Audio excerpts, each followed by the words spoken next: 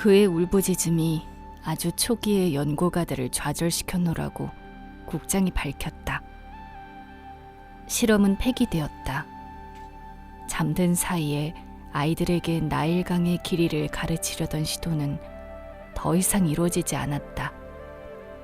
그럴만도 했다. 내용을 이해하기 전에는 학문을 터득할 길이 없다. 그렇지만 만일 그들이 도덕 교육부터 시작했더라면 달랐겠지. 문을 향해 앞장서서 가며 국장이 말했다. 학생들이 그를 따라 승강기까지 걸어가면서 필사적으로 받아쓰기를 계속했다. 도덕 교육이란 어떠한 경우에도 절대로 합리적이어서는 안 된다. 정숙하시오! 정숙하시오! 그들이 14층에서 내리자 확성기가 나지막한 목소리로 경고했으며 복도를 거쳐 지나갈 때마다 띄엄띄엄 설치된 나팔 주둥이가 지칠 줄 모르고 똑같은 경고를 되풀이했다. 정숙하시오! 정숙하시오! 학생들뿐 아니라 국장까지도 자동적으로 발돋움을 하고 걸었다. 그들은 알파이기는 했지만 아무리 알파들이라고 해도 습성 훈련이 잘 되어 있었다. 정숙하시오! 정숙하시오! 14층의 모든 공간은 절대적인 명령이 속삭이는 소리로 가득했다. 발돋움으로 50m를 가서 출입구에 다다르자 국장이 조심스럽게 문을 열었다. 그들은 문턱을 넘어서 철문이 달린 숙사의 희미한 불빛 속으로 들어섰다. 벽을 따라 80개의 간이 침대가 줄을 지어 늘어서 있었다. 멀리서 귓속말을 하는 듯 아주 희미한 목소리가 계속해서 옹얼거렸고 규칙적이고 가벼운 숨소리가 들려왔다. 그들이 안으로 들어가자 보모 한 사람이 몸을 일으켜 국장 앞에서 차려 자세를 취했다. 오늘 오후에는 무엇을 공부하지? 그가 물었다. 처음 40분 동안은 기초 성교육을 했습니다. 그녀가 대답했다. 하지만 지금은 기초 계급의식 학습으로 바뀌었습니다. 국장은 길게 줄지어선 간이 침대를 따라 천천히 걸어 내려갔다. 잠을 자서 피로가 풀리고 얼굴이 발그레한 80명의 어린 사내 아이들과 계집 아이들이 새근새근 숨을 쉬고 있었다. 모든 베개 밑에서는 귀옛말이 들려왔다. 부하본부 국장이 걸음을 멈추고는 어느 작은 침대 위로 몸을 수그리고 주의 깊게 귀를 기울였다. 기초 계급의식이라고 그랬나? 어디 확성기로 조금 더 크게 틀어서 다시 들어보지. 방 끝에 확성기 하나가 벽에서 튀어나와 있었다. 국장이 그곳으로 걸어가서 스위치를 눌렀다. 모두 초록색 옷을 입어요.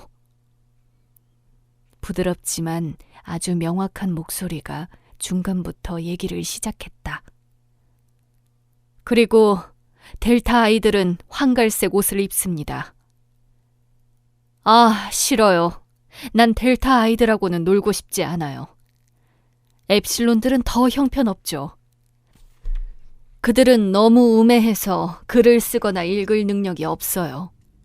그뿐 아니라 그들은 너무나 흉측한 빛깔인 검정색 옷을 입어요. 나는 내가 베타여서 정말로 기쁩니다. 잠깐 침묵이 흐르더니 목소리가 다시 계속되었다. 알파 아이들은 회색 옷을 입어요. 그들은 너무나 무서울 정도로 총명하기 때문에 우리들보다 훨씬 열심히 일합니다. 나는 그렇게까지 열심히 일을 하지 않아도 되기 때문에 베타가 되었다는 것이 정말로 굉장히 기쁩니다. 그런가 하면 우리들은 감마나 델타보다 훨씬 좋습니다. 감마들은 어리석어요. 그들은 모두 초록색 옷을 입어요. 그리고 델타 아이들은 황갈색 옷을 입습니다. 아, 싫어요. 난 델타 아이들하고 놀고 싶지 않아요. 엡실론들은 더 형편없죠. 그들은 너무 우매해서 그를... 국장이 다시 스위치를 눌렀다.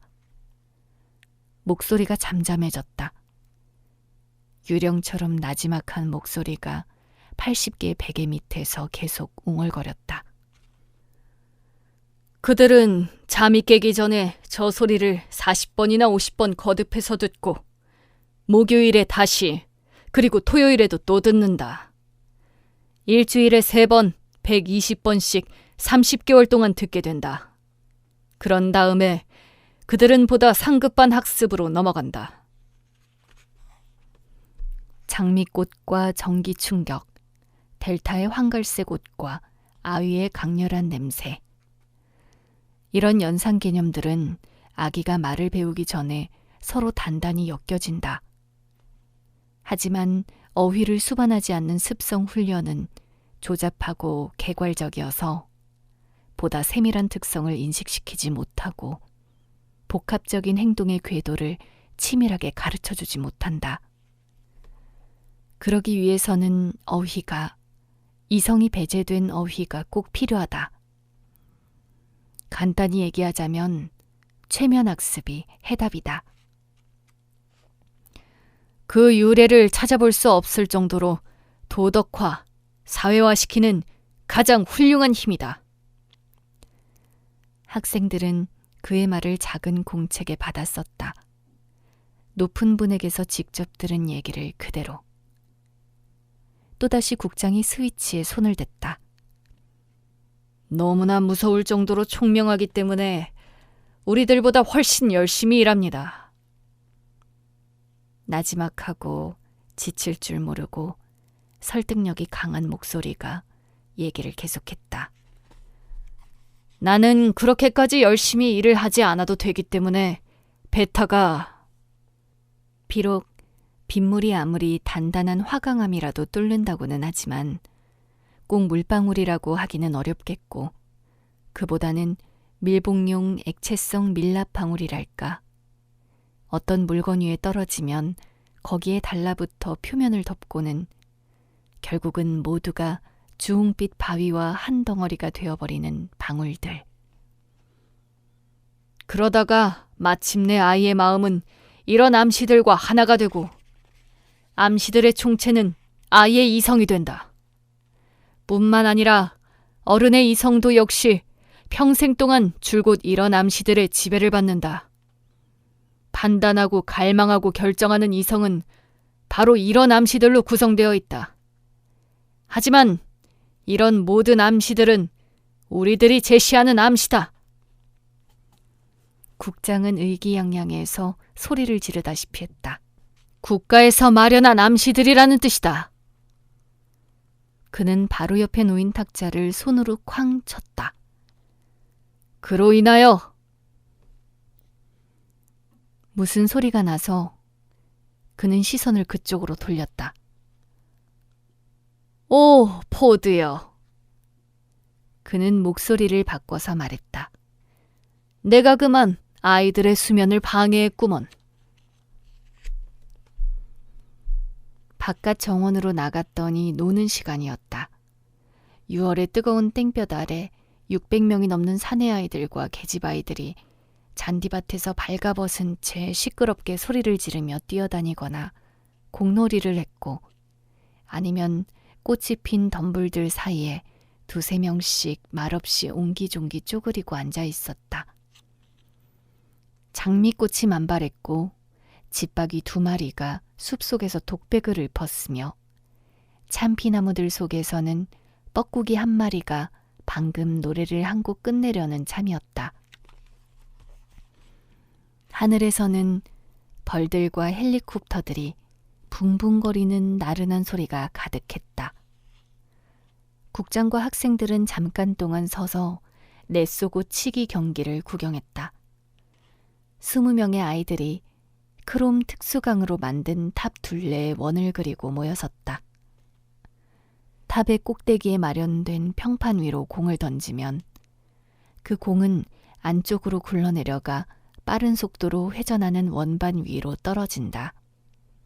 그리고 원통형의 덮개가 뚫린 수많은 구멍들 가운데 하나로 순식간에 빠져들어갔다가 튀어나오는데 그 공을 아이들이 잡아야 하는 놀이였다. 이상한 일이지. 그들이 돌아설 때 국장이 깊은 생각에 잠기며 말했다. 우리 보드님의 시절에도 대부분의 경기들이란 기껏해야 한두 개의 공과 막대기 몇 개, 그리고 어쩌다가 조그만 그물을 하나 걸어놓는 것 이상은 아무런 시설도 없이 그냥 진행했다는 걸 생각하면 참 이상해. 소비를 증가시키는데 아무런 기여도 못하는 복잡한 경기들을 용납하는 우매함을 상상해보라고. 그건 미친 짓이야. 요즘이라면 통제관들이 훨씬 엄격한 기준을 적용해서 최소한 기존 경기들 가운데 가장 복잡한 경기에 필요한 그런 정도의 장비를 갖추거나 그보다 더 많은 장비가 필요하다는 사실을 증명하지 않는 한 어떤 새로운 경기도 승인하지 않을 거야. 그는 하던 얘기를 중단했다. 귀엽고도 멋진 집단이잖아. 손가락으로 가리키며 그가 말했다. 지중해 개 진달래가 우거진 사이로 후미진 좁은 공간이 나타났는데 풀이 무성하게 자란 그곳에서는 7살쯤 된 어린 사내아이와 그보다 1살 더 먹어 보이는 자그마한 계집아이가 새로운 발견에 온통 몰두한 과학자처럼 모든 신경을 집중해서 초보적인 성교놀이를 아주 심각하게 실험하는 중이었다. 멋있어, 멋있어. 부하본부 국장이 감동해서 되풀이해 말했다. 멋있습니다. 소년들이 얌전하게 맞장구를 쳤다. 하지만 그들의 미소는 상당히 잘난 체하며 깔보는 그런 미소였다. 그들은 이와 비슷한 어린애 같은 즐거움 따위는 아주 최근에 집어치웠기 때문에 이제 그런 짓을 하는 아이들을 보면 경멸을 느꼈다. 멋있다고? 저것은 어린애 장난에 지나지 않았다. 2명의 풋내기 어린애들.